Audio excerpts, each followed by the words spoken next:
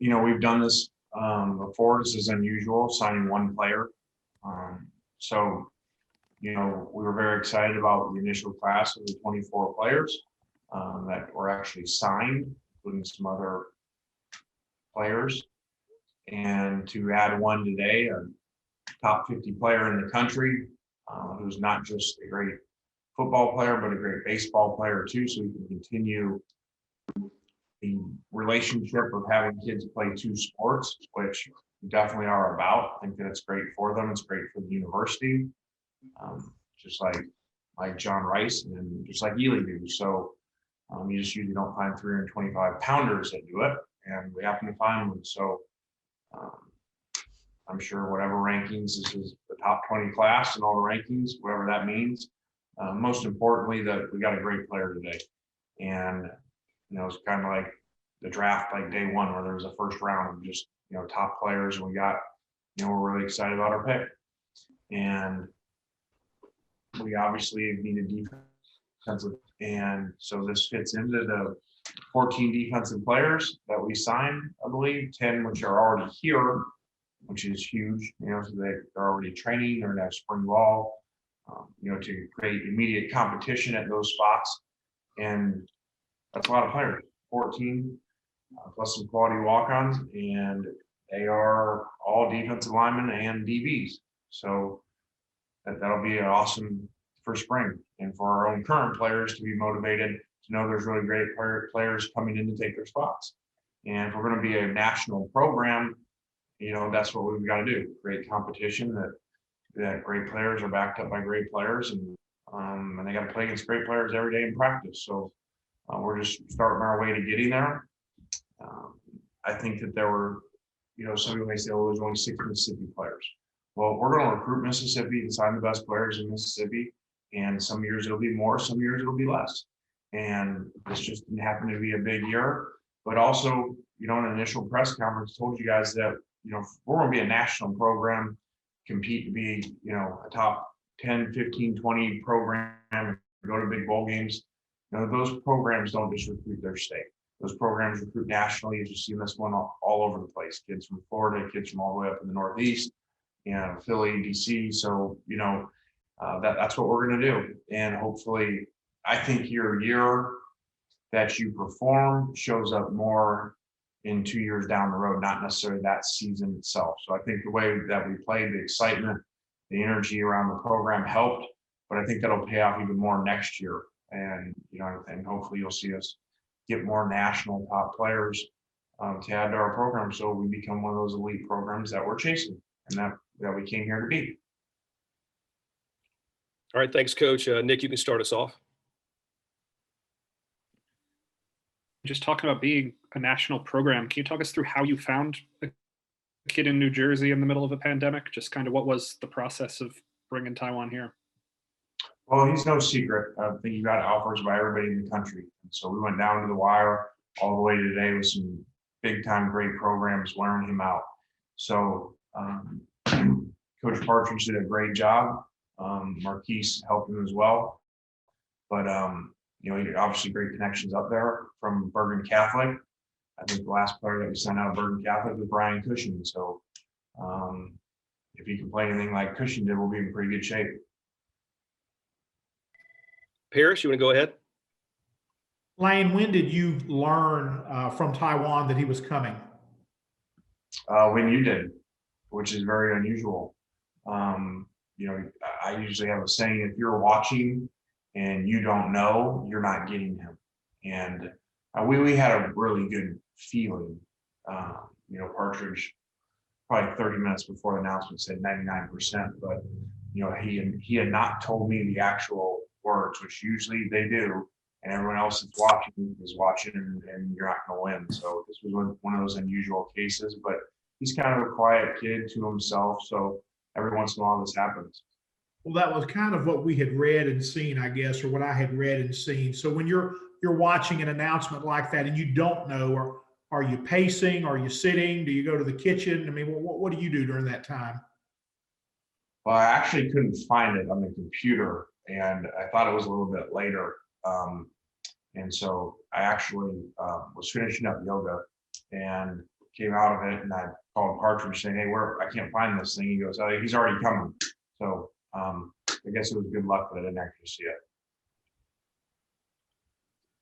Ben, you can go.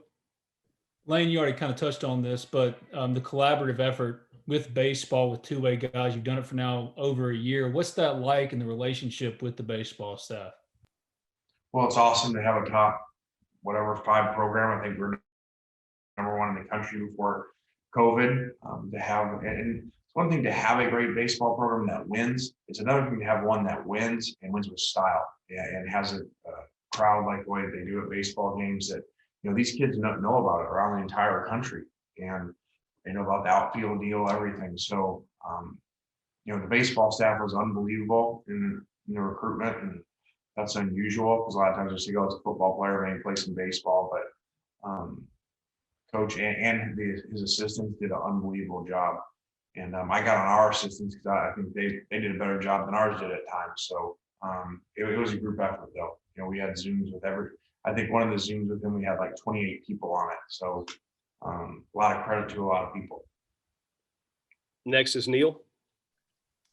Hey, Lane, I was wondering if with some of the spots that you still have left in this class, if you kind of had an idea of which way you were going to move in terms of the transfer portal, the grad transfer portal, that kind of thing?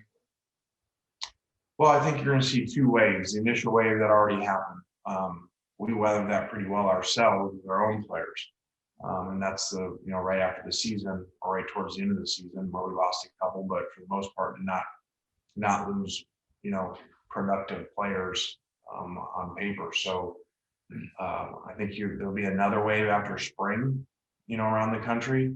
And also, since the rule really wasn't passed, just assumed to be, that I think there are some kids around the country that were like, okay, they probably would have left, but they want to wait and see to make sure that it's passed. And there's also the question, is the SEC rule going to pass as well? So will you not be able to just transfer? Will you be able to interconference transfer one time for free? So I think you're going to see kids wait, and it's why we have held a few spots because it would be great. It's like free agency, it'd be, especially on defense, it'd be great to have a couple of premier players with our last couple of spots, to get us to where we want to be on defense.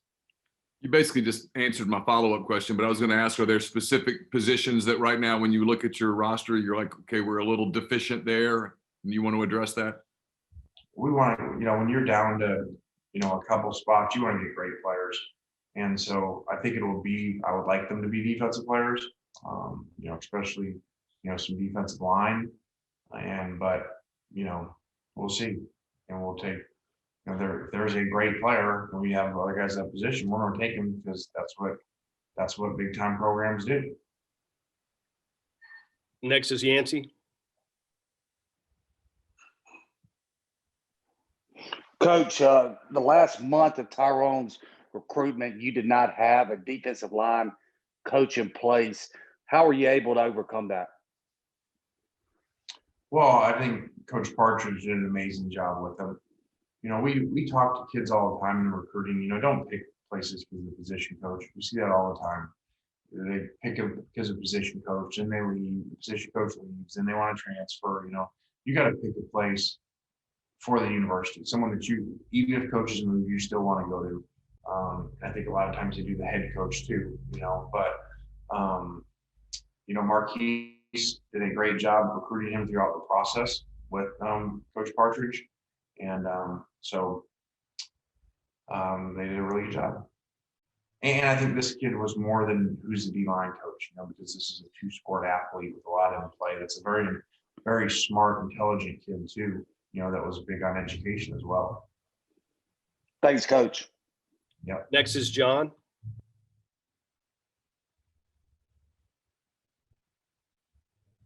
There we go. Finally got it. How's it going, Lane? Good. I know you still have a couple spots still open, but based on kind of where you guys were heading into, getting this class together, would you say the class that you put together was better than what you expected it to be? And how would you just overall kind of rate that this class?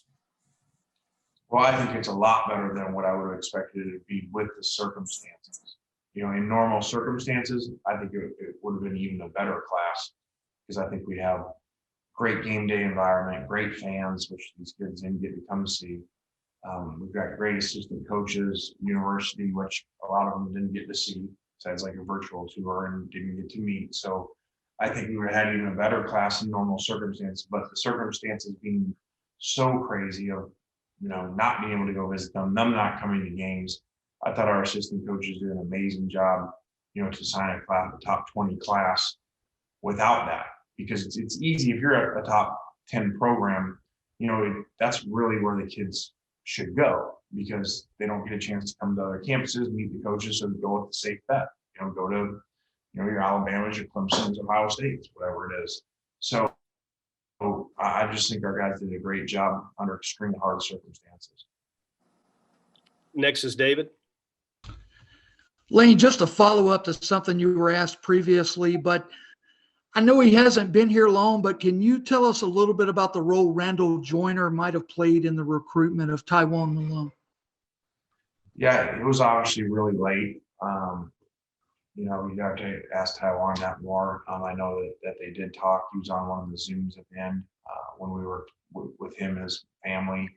So I don't know. You have to ask him. But what we know of Randall is he is a phenomenal recruiter. We've heard that from a number of people, and we researched these guys all the way back to when he was the GA for Urban Meyer and talking to Urban about him. So he said it was one of his favorite guys he's ever had. So we're excited to add him as a coach and a recruiter. Can you also comment on Coleman Hutzler and John David Baker as well as new staff additions? Yeah, I think that, Coleman brings us SEC, and especially special teams coordinator, so he knows the team, he knows how they play, and has recruited in the SEC, which is huge. And then, we got with John, we got a tight end coach that people rave about his overall knowledge, eventually be a coordinator and possibly a head coach someday. So just really thought in the interview process that he really knew a lot of football, and was a bright, 30-year-old coaching at USC that knows a lot about offense, and not just the air raid offense. Next is Parrish. Lane, can you tell us what you're hearing about spring football? I mean, what do you think it's going to happen? I do. I'm operating as that. So I don't have our dates in front of us, but we are planning on having it.